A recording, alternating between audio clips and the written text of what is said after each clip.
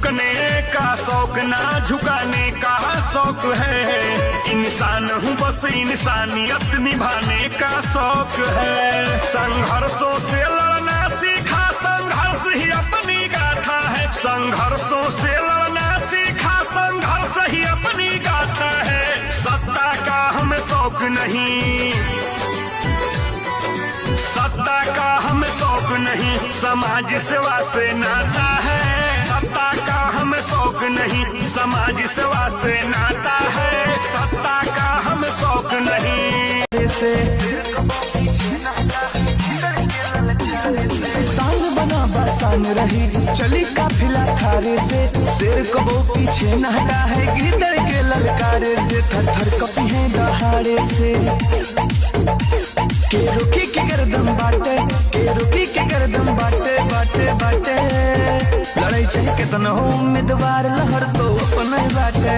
लड़ाई चाहे कितना हो उम्मीदवार लहर तो अपन बाटे।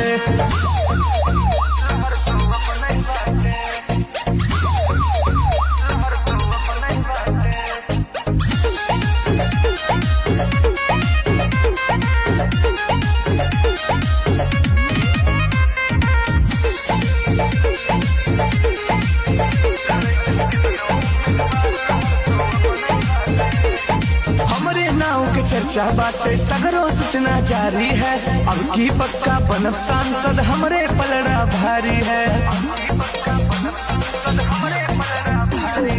हमरे मंच के दर्ज कलाकार, स्टेज के स्टार भी कहे जाने वाले रमन गाजीपुरी जी का स्वागत अभिनंदन करता हूँ।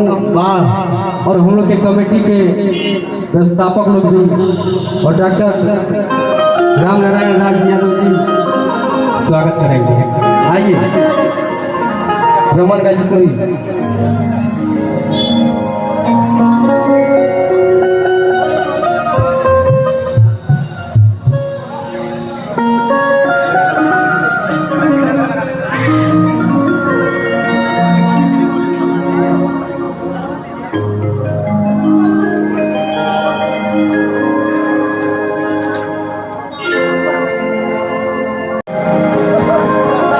जोरदार ताली हो जाओ बा।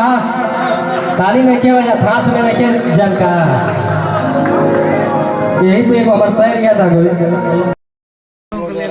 आते हैं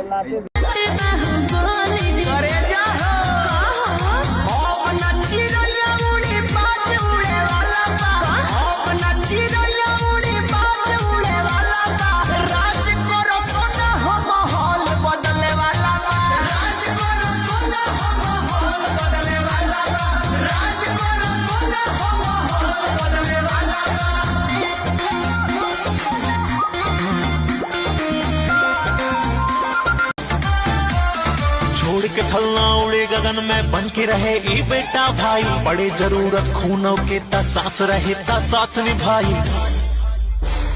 गरम गरम बा खून नहीं आई जिगरा बाटे छाती में। इतना दम बाटे जितना दम होता बड़का हाथी में। हाथ जोड़ कहे ये यूपी का लाल, ये आपका नेता है, युवा है।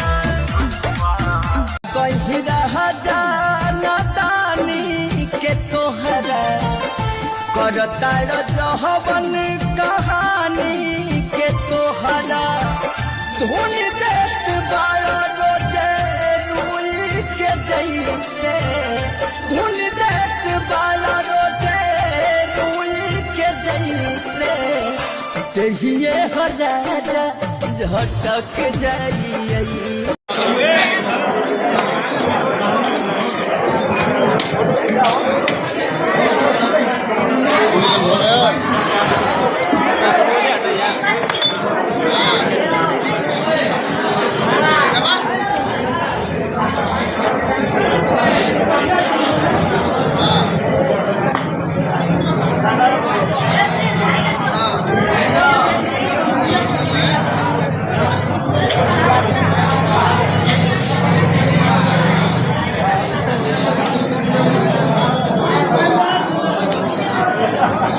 जाके पड़े बोला के लिए दोनों pada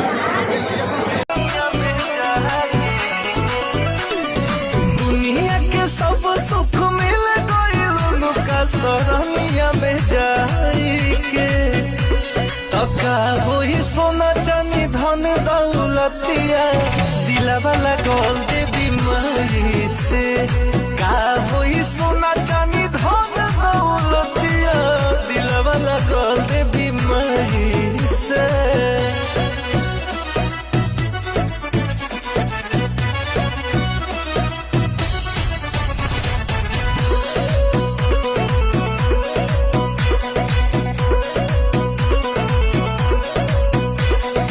चाहना अब कुछ वो पावला के मन बाचरम में लगौला के रहे न कुछ के अवकती। भाई एक टाइम ऐसा हो अकेला समझ के सबने दबाया मुझे, टाइम हुई चल रहा अकेला आज भी हूँ, पर कोई दबा दे इतनी किसी की औकात ना।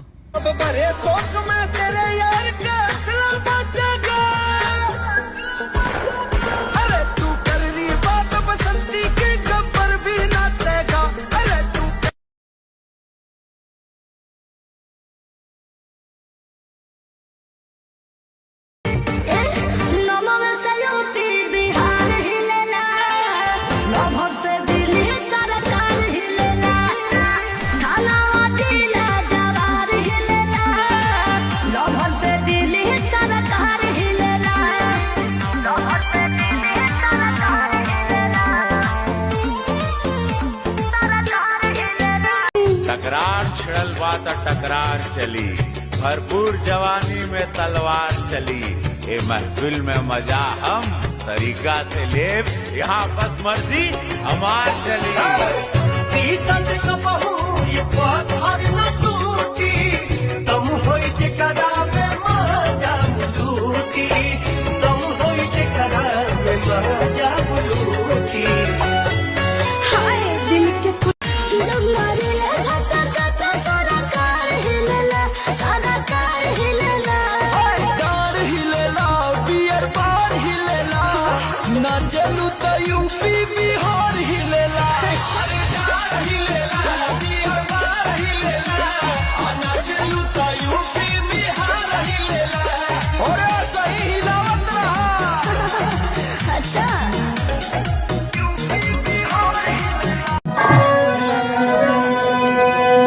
माता रानी के राजनाबाद शुरुआत दामाद। वीडियो बनाओ। कमेटी के जो भी सदस्य हैं उधर मंदिर के साइड एक लोग